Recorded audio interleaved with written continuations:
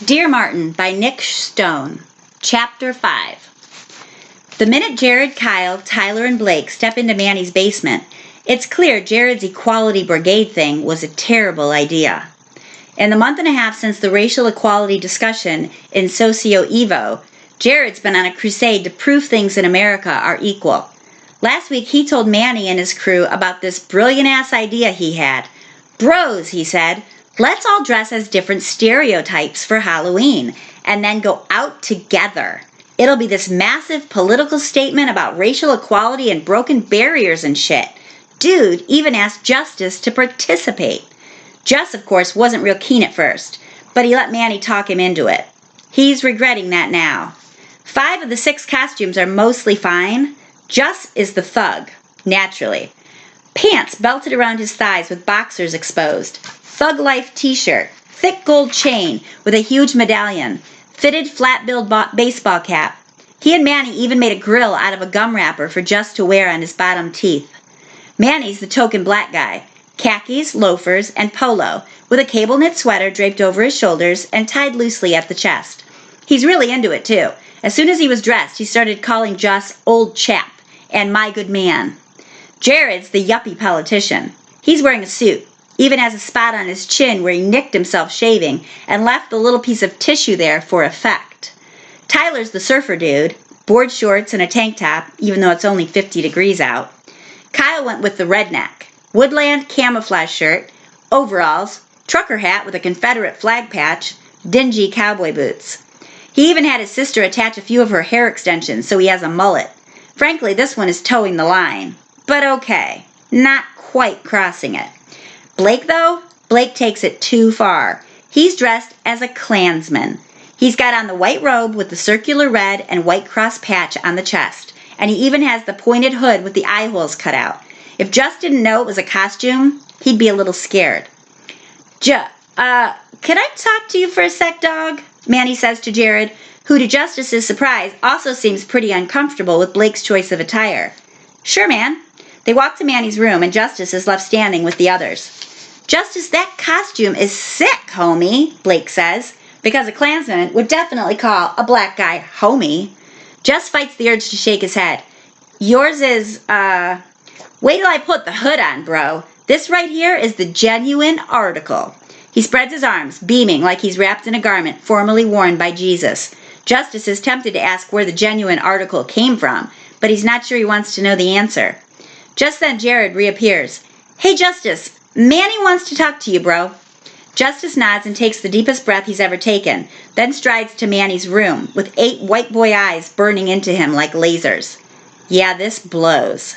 Sup, dog? Just says once he steps in and closes Manny's door, though of course he already knows what it's about. So Blake's costume is... Well, you saw it. Just snorts. I did. If you, Manny scratches his neck. Don't want to go anymore. It's cool, Manny. Manny's thick eyebrows jump to the sky. It is? Yeah, man.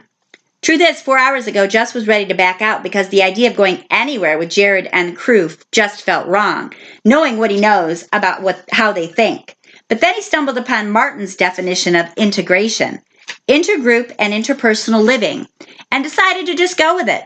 He's not sure this is exactly what Martin meant, but what is he supposed to say? You ready to go, dog? Oh, Manny clears his throat. I guess so. Let's roll then. Just leaves the room. It's just a costume, right? Brotherhood for the win.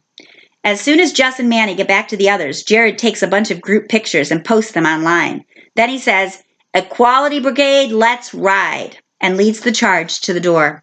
When they get to Manny's car and Blake pulls on the hood and raises his arm in the Nazi salute, Justice knows the train he just hopped on is headed downhill in a major way.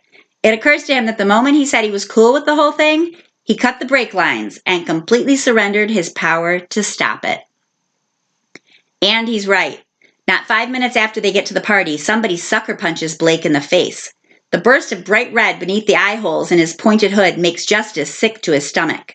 The next thing he knows, there's a group of genuinely thugged out black dudes and one white guy standing in front of the Equality Brigade looking like they want to break all of their stereotype faces. The worst part?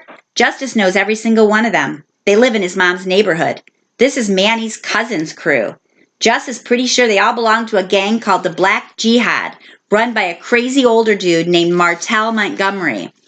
A dark-skinned guy with short dreadlocks gives Jess a once-over and smiles. That's a really funny costume, Justice. Oh, thanks, Trey. Definitely not Jess's most valiant moment. And you, Trey says to Manny, you Quan cousin, right? Yeah, Manny says, scratching the back of his neck. The fuck y'all doing here with these ass clowns, bruh? Just gonna let your boy disrespect our people like that? Trey points to Blake, who has removed his pointed hood and is holding it to his nose to stanch the bleeding. Jared, dude, we didn't mean you any disrespect. Manny, chill, Jared. Trey, yeah, Jared, you should really shut your mouth right now. Your boy has made me and my dudes upset coming in here dressed like that. Justice, Trey, he didn't mean anything by it, dog. We were doing this satire thing with stereotypes, and it went too far. Lesson learned. Trey smiles at Justice then. Well, more like sneers. It makes Jess feel like cockroaches are walking all over him. You ain't changed a bit, Justice. Still Mr. Smarty Pants, Trey says, and then one of the others pipes up. Y'all know he goes to that rich-ass white school out in Oak Ridge now. It's called Brazelton Prep, Jared corrects. Justice really wants Jared to shut the hell up. Ooh.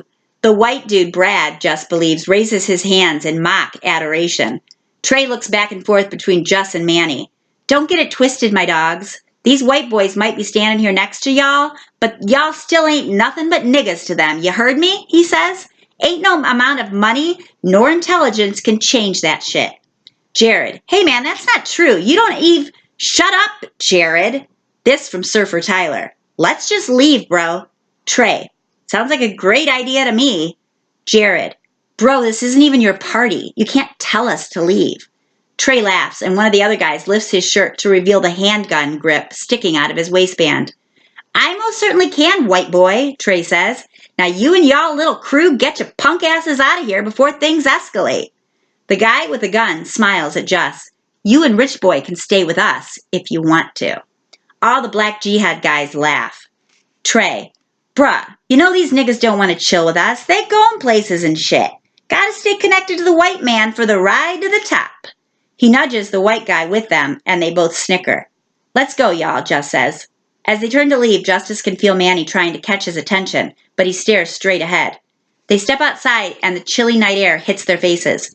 Jess hears Jared ask Manny, You all right, bro? Yeah, man, I'm cool, Manny replies. Jared steps ahead to talk to the others, and Jess watches Manny examine his tied sweater, his khakis, his loafers, his costume, made up of clothes he pulled from his closet. He unties the sweater, then looks up at Justice. For the moment, they understand each other. Justice takes the fitted cap from his head and the fake chain from his neck. Happy Halloween, motherfuckers, Trey calls out behind them.